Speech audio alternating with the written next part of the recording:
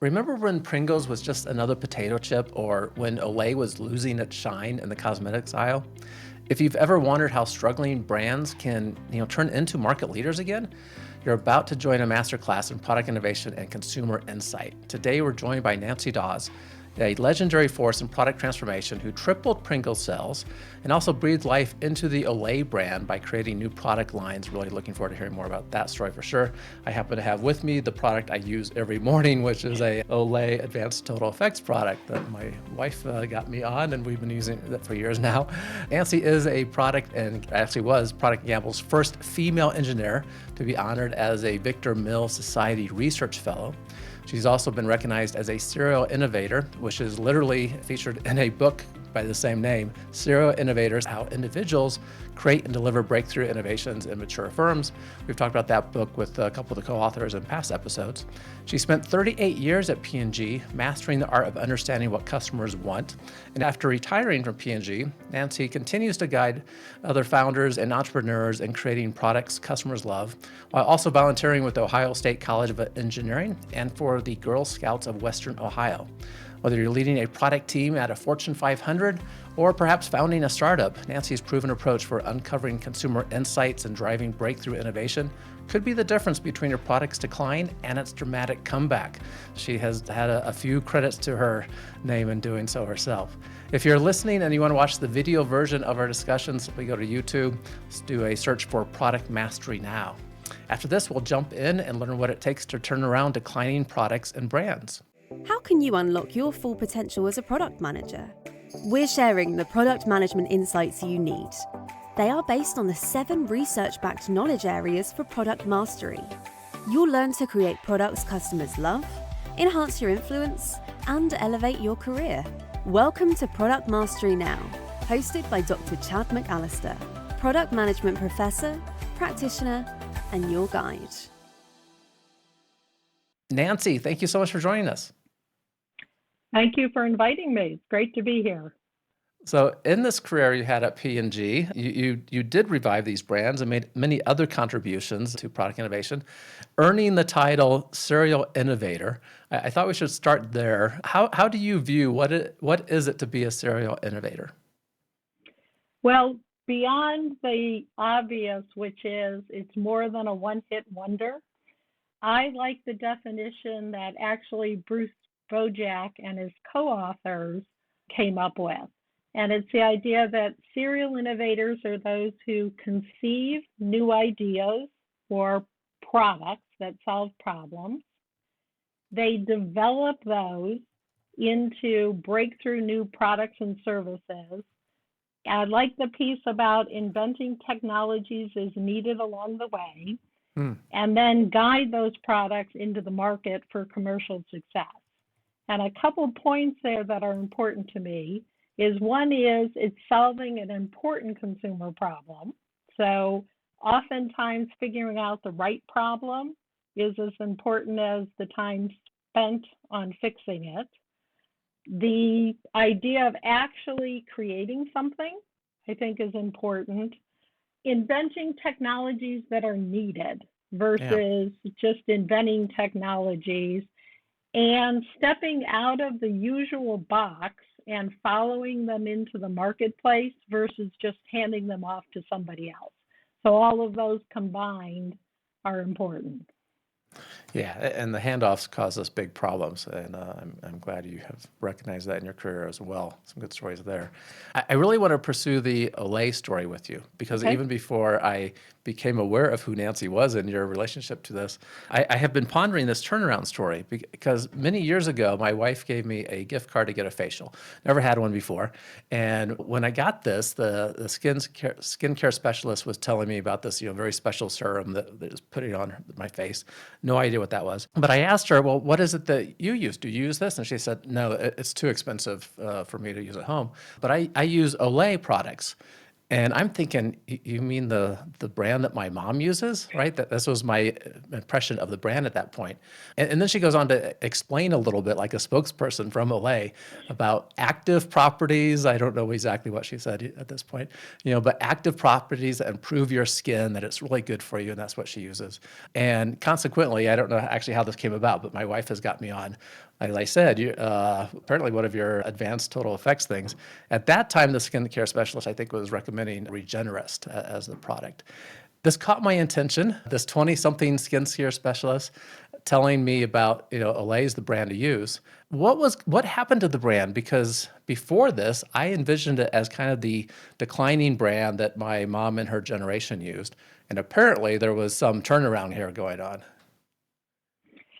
So Procter & Gamble bought Olay in 1985. And by the time I joined it in 1995, it had declined in about half. And the product you remember was, we called it pink beauty fluid, right? Or our customers at that time even called it oil of old lady and referenced it. At that time, it was the brand my grandmother used. Right. And the decline, I call it, wasn't for Procter trying, because I remember when I was a young pup at the company, at one of the big company meetings, there was all this splash because they were introducing oil-free oil of Olay to try and attract the younger consumers. So as I think about kind of what came together to turn Olay around, I think about four things. One was boomer women. So the 35 to 40-year-old women at that time were the leading edge of the boomers. Well, actually, the leading edge were the women who were turning 50. They were 75 million strong. And in the same way that boomer women reinvented everything, I learned quickly that they were going to reinvent aging. The second one was a market change, because about the time I came to start working on Olay, alpha hydroxy acid, which was a product that doctors used in the office to give women chemical peels, made the jump from the doctor's office to a skincare product you could buy in Walmart. The third thing was company leadership at P&G. It was A.G. Lafley at the time, our senior leadership, and he really wanted to win in skincare. So that was important.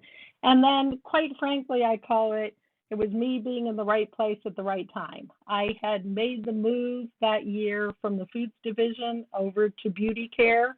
As you mentioned earlier, I had finished the resurrection of Pringles, that brand turnaround, and I was ready to start something new. Okay, so a lot of things came together there. I'm curious about the research about the boomer women, right? What was taking place in the marketplace, and certainly being aware of market conditions and trends is important. I assume this was a research group at P&G that was tracking this and going, there's an opportunity here. I don't know how you were involved with this large population and wanting to deal with aging.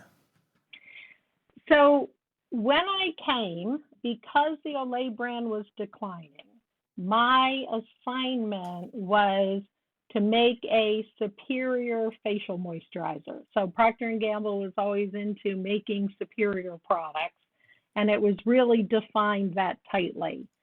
As I got in and started talking with these women and looking at what was going on in the market, it's where I realized we really needed to do more than that. Just having a better product, one, wasn't going to put together the pieces that P&G needed to win. And two, it wasn't really what the women who were buying skincare, right, and starting to age really wanted. And how did you come to that conclusion? So I started with understanding both the combination of what women wanted and how women believed anti-aging skincare products worked. So I called it kitchen logic. You got into their beliefs, like products needed to go into the skin to work, right? If it sat on the skin, it wasn't working. If you looked at the market at that time, skincare products always launched with a cream and a lotion, and began to learn that women were really loyal to one or the other because they had trade-offs. So creams were thick and rich and had lots of ingredients, but they felt heavy on your skin. Right. Lotions went into your skin, but they didn't have much in them. So that was one of the dots that I was playing with, is how do you get a form that's efficacious, but is going to tell women intuitively that it's working? Okay. So a different approach to skincare. Yes, but as I think about what I do, I call it collecting and connecting dots. Okay, so we're going to go into, right, lots of different kind of dots or areas that I needed to explore. So another one that was going on is, as we were looking at making a product that visibly improved aging skin, the question was, what were the technologies that were going to do that? We were measuring those by getting new bioactive ingredients and running those in 3-month clinicals. Well, one of the other problems was women were going to decide whether to buy the product again in a much shorter time frame than 3 months. A product usually lasted about 4 to 5 weeks. So we had to combine the short term and the long term, and how do you make changes right away so she stays in there and uses it so that she sticks with it long enough to get those longer term changes. I did a lot of work understanding how the product's smell and appearance can impact performance, and actually showed that yes, by changing the fragrance in a product, you can actually change women's perceptions of how soft it makes their skin feel. So again, working on what do I do with the product that will make it delightful to use. We had retailer constraints. So at the time, if you went to not the department store, if you went to the Walmart or the skincare shelf, we called it the sea of white. There were just lots of white products lined up there. How were we going to have a product that stood out? As I got more into the product and realized, or the proposition, and realized what was going to be necessary for Procter to actually launch this, I learned that it was going to need to be a premium price. So the little pink beauty fluid sells for about $4.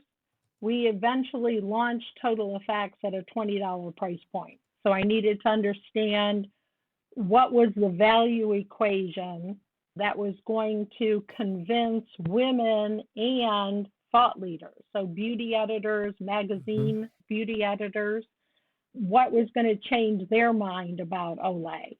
So each of these, I spent time working to kind of deeply understand and then connect them together. So if we think about, and I have the smaller version, okay, of Right. we call it the pump jar.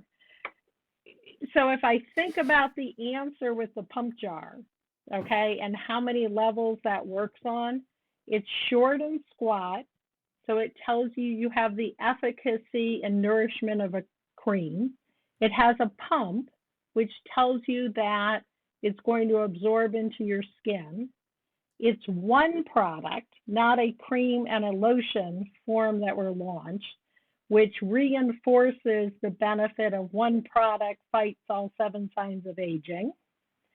The pump actually doses a specific amount so that we're sure each time you're using it, it encourages you to use the amount that gives the bioavailability to your skin, so gives enough of the product so your skin is actually going to improve how it looks. It was unique looking, which meant that magazine editors took pictures of it when it launched versus just putting its name in there. That allowed women to both see the image in the magazine, and then when it went to the store shelf, we put it in a large windowed carton so that visually, when they were at that sea of white, they had the visual icon of, oh, what I saw in the magazine, and they could find it on the shelf. It was a beautiful package, so it has very simple graphics which means women will leave it out on their counter in the bathroom. If you leave it out on the counter, it means they'll be more apt to remember to use it. So all those things in the package combined together. But there were also other things, like if you think about the formula itself, it feels very thick, so it tells you it has lots of ingredients, but it absorbs. So you know those ingredients are going into your skin where it needs to work. It actually has a magic combination of ingredients, and this was very hard technically to do.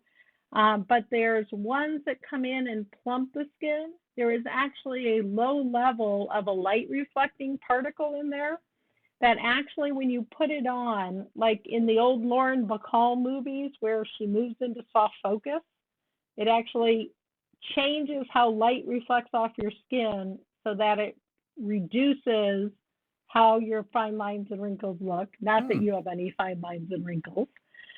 More and more all the time. Yeah, the ingredients are clinically proven to work over time. That was important. I have 3 sisters, and when the product launched at $20, they all called me up and they're like, is this product really going to be worth it? And I said, I've seen the clinical results. You can trust me.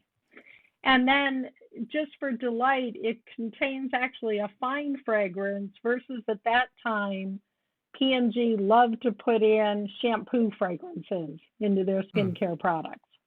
So all of those combined together to kind of create the package, but it took understanding each of them individually to get to the point of knowing how to combine them.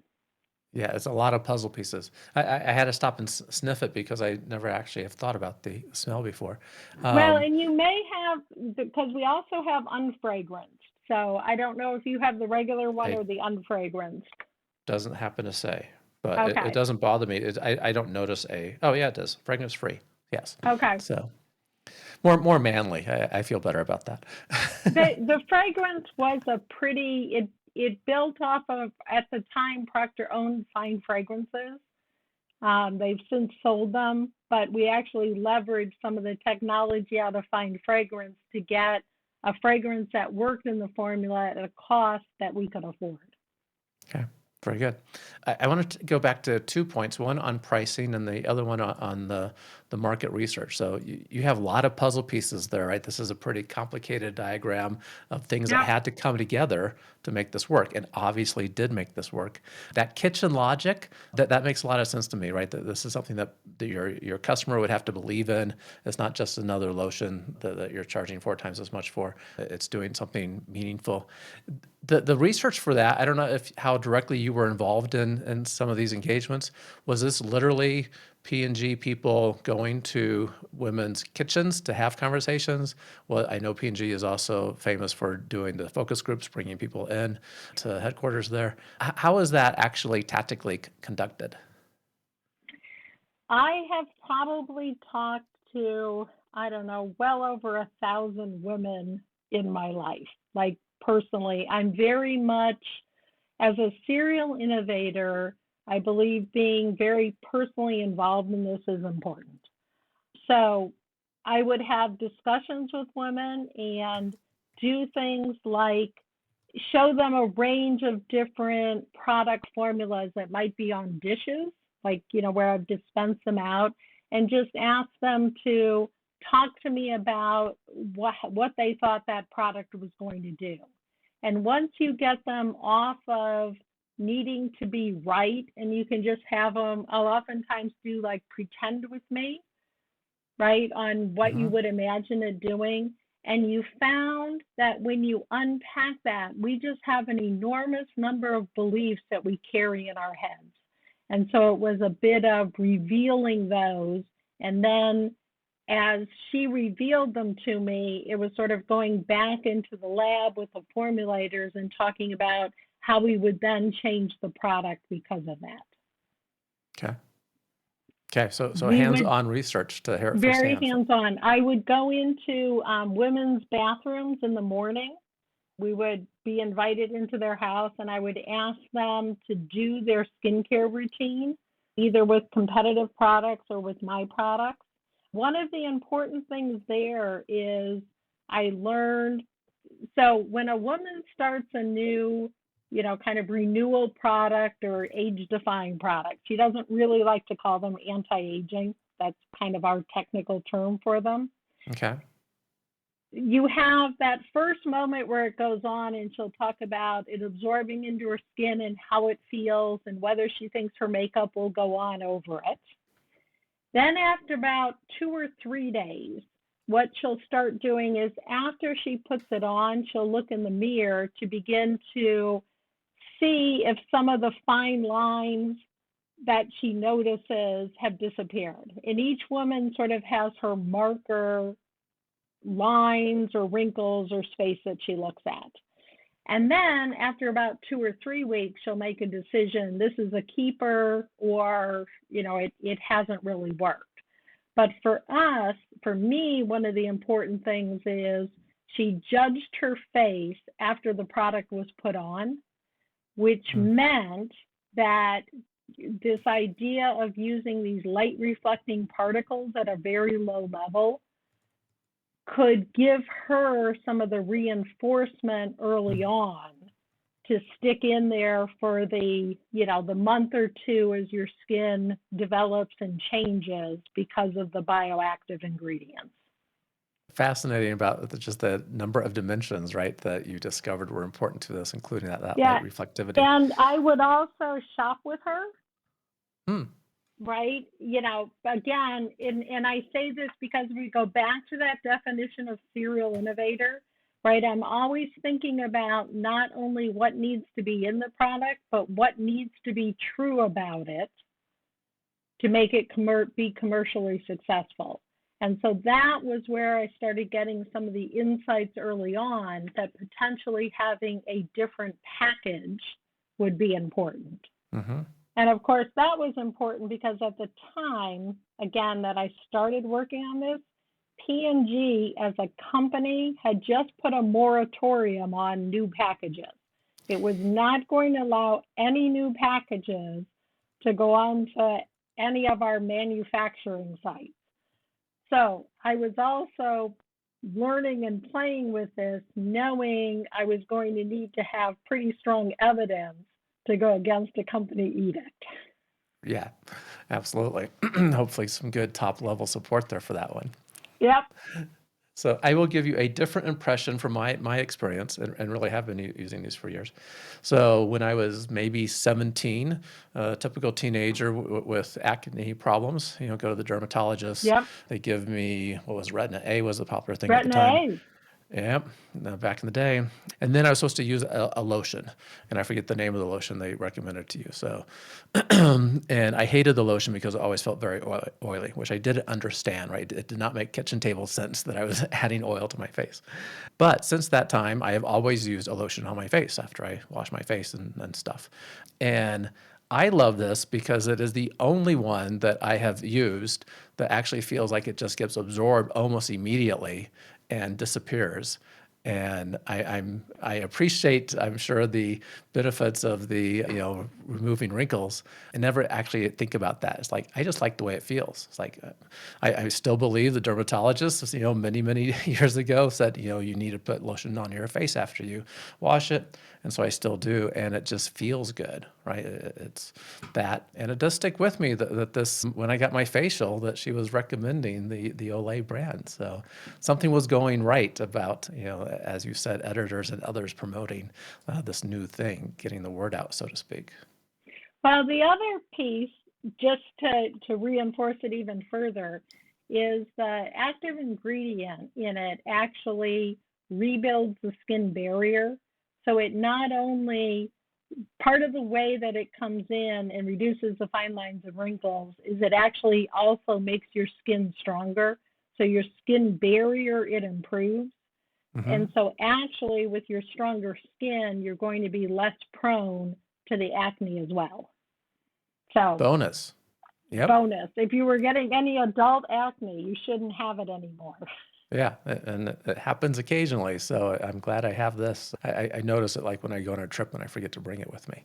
So it's a difference. And just as an interesting thing, Retina A is also the same active ingredient is sold as a prescription drug, but it's a product Renova, but it's basically retinoic acid is in there. So it's actually the company that made Retina A at the time came out with a different formula. And Hmm. one of the problems is that active needs to be dissolved in oil. So those are ointments in order to make the active work. So that's also why Hmm. they don't feel good. It does not feel good. No, not at all. So clearly, a lot of work went into understanding what the customer wanted. The guidance here was, originally for a superior lotion of some sort, recognizing the change in population, of Mm-hmm. aging women, large population group with the boomers, and wanting something to maybe ward that off a little bit and keep a more youthful look. And then all the puzzle pieces to actually figure out how to make this work. At what point of putting these pieces together did you feel like you had a success? Was it before launch? Was it, when did you feel like you were on the path to something that was going to succeed in the marketplace? So there were actually two pieces that I'll share with you. One was I had given women in a focus group, right, the product to use. So it would have been in the pump jar package, but with no labeling, no branding on it, right, for them to use at home for a couple of weeks. And then they came back in, right, to talk about these. And I remember I was with them and I had asked them, so how much would you expect to pay for this product? And I remember a couple of them looked at me and said, well, I really only want to pay like $7 or $8, but I really think this is a department store product and it's going to cost like 30 or 40. Okay? Mm-hmm. That was the trigger that then led to the answer. Remember, I was talking early on. How is it that we're going to convince beauty editors and store retailers, right, that this little $4 Olay is now worth 20? Mm-hmm. And what we did is we leveraged what P&G is really good at, right, which is large-based quantitative consumer tests. And he said, we're going to place this product versus all of the leading department store anti-aging brands at the time that represented all the leading technologies. And we're going to have women use the product, use their products for the 3 to 4 weeks.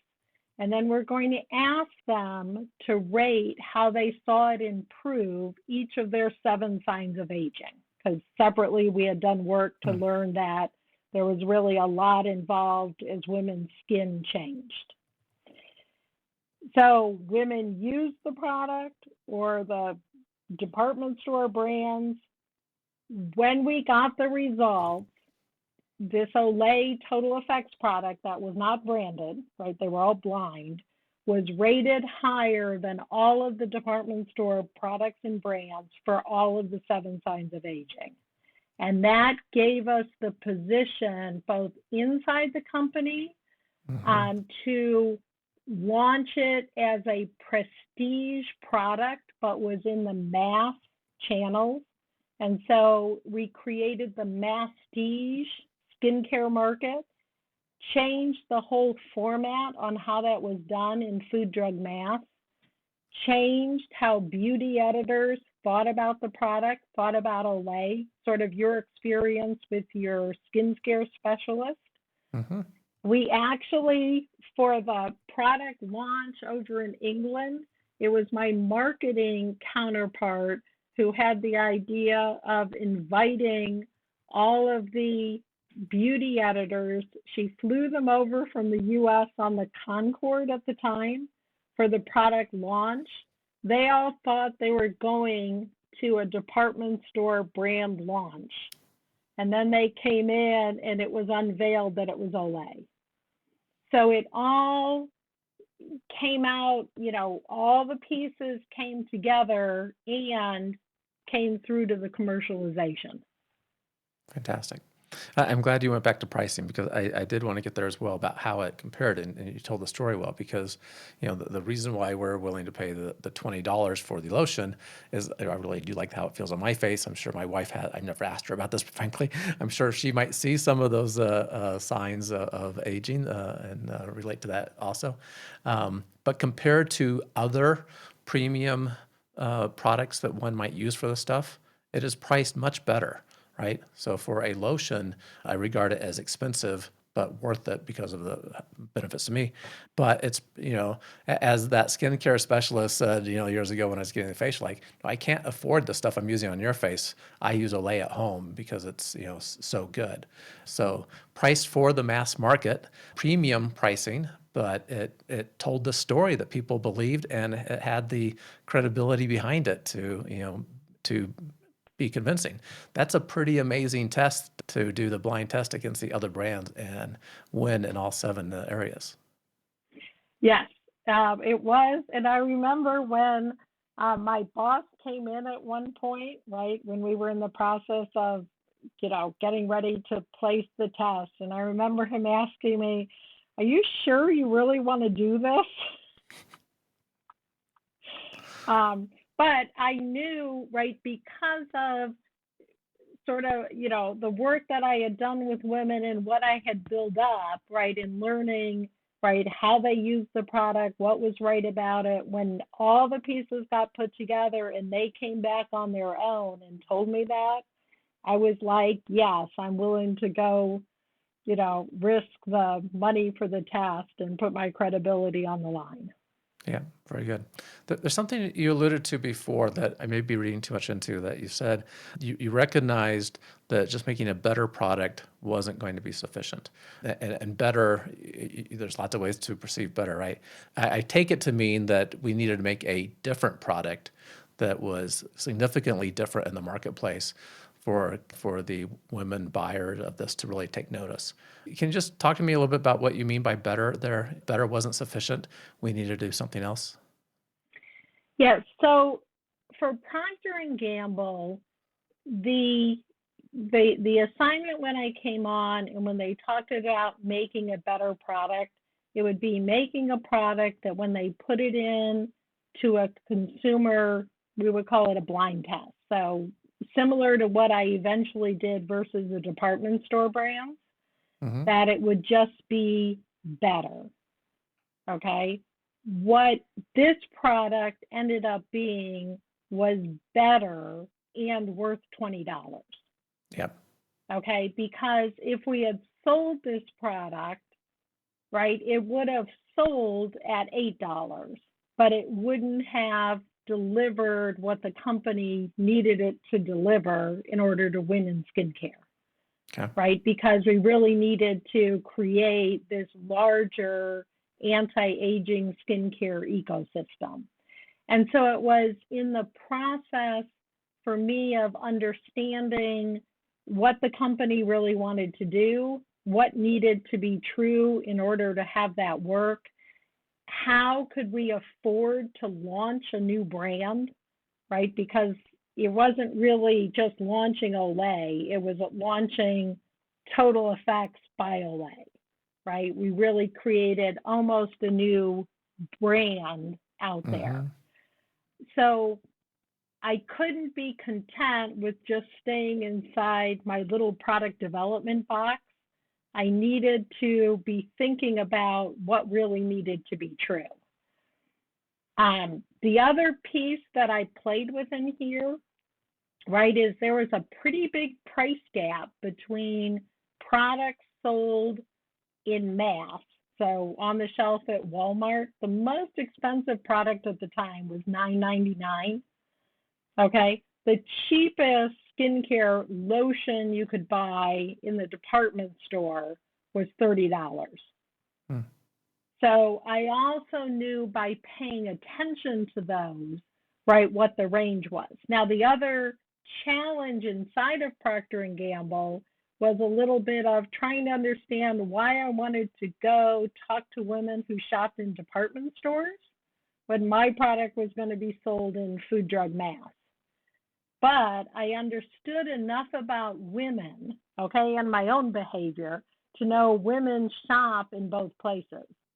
Right. Okay, I also know that when you go into the department store to shop, there's a lot of intimidation. Mm-hmm. Okay, there's a lot of the salesperson there, and if I've spent 15 minutes with the salesperson, right, it was when we would come home, they would say, you know, I bought this product, it really wasn't worth it, but I felt like I had to, right, because of that exchange with the salesperson. And again, in 2000, when Total Effects launched, like Ulta and Sephora, that format didn't exist. Right. Okay, because the Ultas and Sephoras actually took those same department store insights, but put them into different retail outlets, right, Mm-hmm. where you could go and you could freely play with the products, touch the Estee Lauder products and play with them and not have to go through the salesperson. Right. Okay. Yeah. Good data to look at for the pricing options there too. And Yeah, the other thing that was interesting on price mm-hmm. is if you only went up a little bit, like when we tested and we said it was $14, it was both not expensive enough to get my mass department store shoppers, they just felt it was too expensive. And the department store shoppers, that was too inexpensive. There was Right. actually this sweet point at about the $20 where it was expensive enough to believe that we had a lot of the good ingredients and quality that department Yep. store brands had, but you weren't getting all of the service. Yep. Yeah, So, makes sense. Yeah. Because you look at, if I walk through my grocery store, which is one place where I buy this, the other one is Costco, yep. and see it, compared to the other ones, I'm like, wow, it's twice as much as anything else I'm seeing here. But I also know that it's worth it, that it actually is premium. I want to go back to the serial innovator thing just for a moment. I have Okay. talked to other people who are serial innovators, who that title fits the description, including one person who is also mentioned in the book, and this recurring theme shows up a little bit. I don't know if it was true for you or not, where they tell me they feel kind of like, the square peg in an organization full of round holes. And they've struggled to try to figure out how to navigate as a serial innovator the organizational context. I don't know what that was like for you. And I would also love any advice you have for people that might be listening to say, wow, that resonates with me. How can we encourage them to keep pushing on? All right. Well, first of all, I completely understand square peg and round holes. And as I was explaining to you kind of all the different dots and connecting them, Yep. I would say holistic innovation looks simple once it's completed. Like we hold up this package, right? And I talk about this and you're like, yeah, it's a perfectly good product and I'm willing to spend twice as much as other products. Like, right, it's not hard once I explain it. You kind of go, oh, that all makes sense. The process of getting there, so even when I was talking about all the different pieces, it can feel very chaotic to many of the linear thinkers that we are surrounded with. Okay, so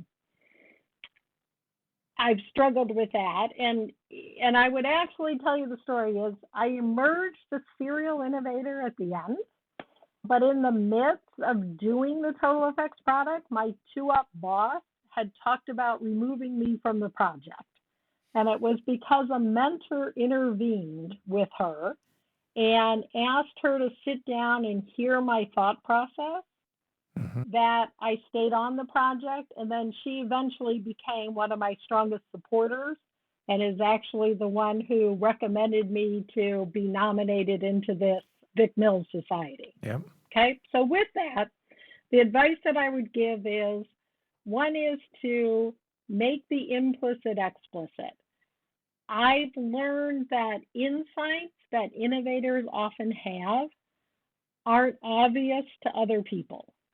Hmm. And so I've had to back up and think about things like writing models, or I will actually draw models where I have different bubbles on them that talk about, I'm doing this, I'm doing this, I'm doing this, and then it's all going to come together. Find mentors and allies who understand your thinking. That very clearly saved me in my career. And I've tried to be, then a mentor for others right along the way and encouraging them. And then I would say my third one is be thinking about what is the critical experiment. Okay. So for me, there is one with the package, right, where I had some early data that showed me that having a very different package than the company sanctioned jar was going to be important. Yep. So I learned that with small amounts of money on my own, and then used my personal leverage to be able to get the money to prove it in a way that the company would believe. And then the second one I had shared, right? It was, right, when women in a low-cost focus group came back and said, oh, this seems like a department store product, I could then ante that up and have courage placing the big test. So think about what's the critical experiment that's going to prove it to you and run that test. Good list. Thank you for those. Okay, excellent discussion. Really glad to hear more about this story. I've been fascinated about how Olay turned themselves around, and now I had the opportunity to talk with the person who really led that change in the marketplace. As I always talk with guests about innovation quotes, I want to certainly ask you for one. First, the kind of the thing that sticks out for me in our discussion is all the puzzle pieces that really do need to come together. Much of that, in my mind, originates from market research. And market research is one of the key components of the 7 key components in the body of knowledge for product innovators and managers. And I have a system that organizes those 7 research-backed knowledge areas that you can learn called Rapid Product Mastery Experience.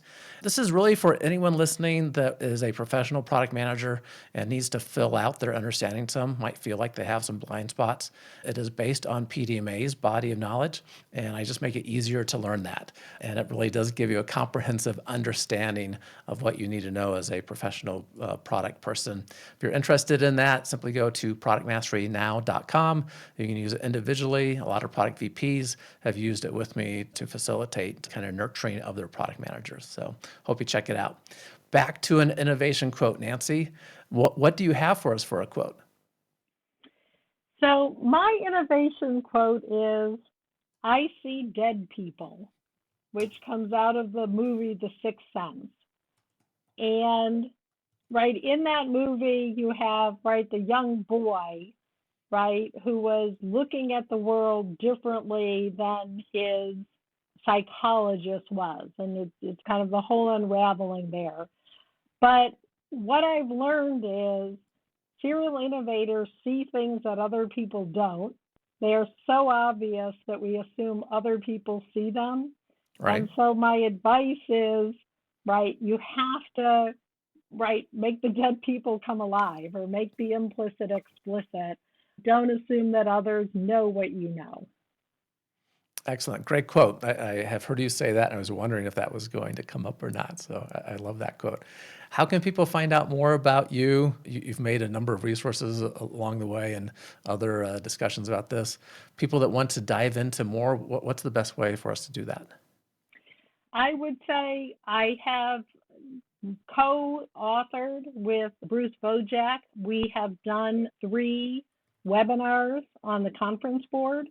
We have also done a discussion at PDMA. Bruce Wojak is the person who wrote the book on serial innovators, one of the authors of that book. And then I would say, if you want some additional, training, can reach out and get my email, through Chad. Okay. Is LinkedIn a good place for people just to learn more Yep, about you as well? LinkedIn would work fine. Yep. Okay.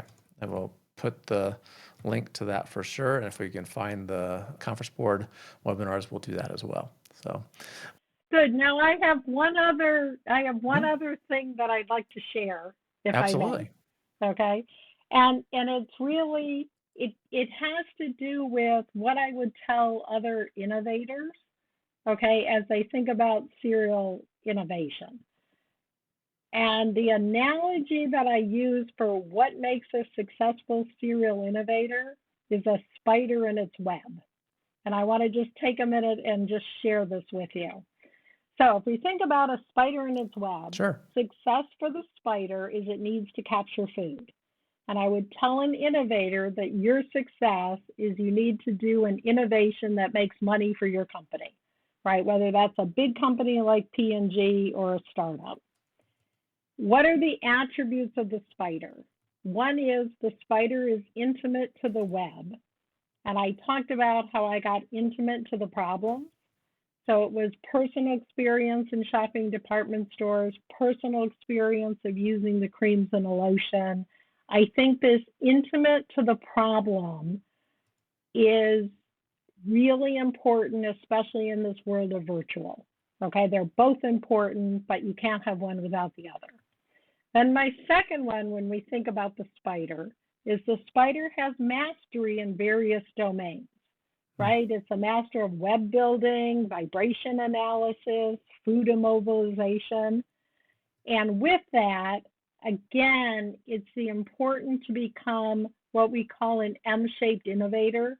So there's an I-shaped innovator, which is basically somebody who's deep in one area and is often an inventor. You can become a T-shaped innovator or a pie-shaped innovator, but eventually the M-shaped innovator is going to be deep and broad in multiple domains. So again, when you heard my story, it was talking about I understood formulation, I understood packaging, I linked those together with consumer psychology, I knew FDA rules and Mm-hmm. could put all those together, okay? So mastery. The third is the spider knows based on deep expertise and integration, because the spider, when he feels a vibration, needs to know, is it the wind? Is it a tasty fly? Is it a dangerous bee? And knows whether to move toward or away. And this is where I talk about, you talk about them as the puzzle pieces. I talk about them as collecting and connecting dots. It's oftentimes talked about as systems thinking, Mm-hmm. but you need those all pulled together.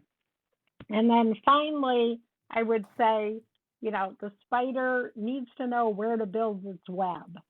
So I was fortuitous at the time at Procter & Gamble that I was there at a time where the company was going to spend money building its beauty business. So there is a bit of right place and right time. And sometimes as an innovator, you just need to go to a different company. Right. The right environment. Excellent. I like the spider analogy. Appreciate you sharing that with us as well. Yeah, I figure that's sort of the visual that, can stick with people. Mm-hmm. So, Yep. Yep. And I do think connecting the dots, the system thinking is a better way to consider what you did as opposed to just all the puzzle pieces to go together. There's lots of dots to connect for sure. Well, Nancy, once again, thank you so much for being with us and sharing your great wealth of experience in turning around brands, being a part of the engineering staff there at P&G, and doing so much more, right, to create these new product lines. Really appreciate you sharing the Olay story. you're welcome. And listeners, if you want to find the written version of everything we discussed, simply go to productmasterynow.com/526. As always, keep innovating. Thank you for listening to Product Mastery Now, where product leaders and managers gain product mastery through practical knowledge, influence, and confidence.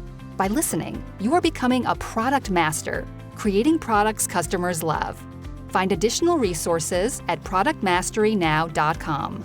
Keep innovating.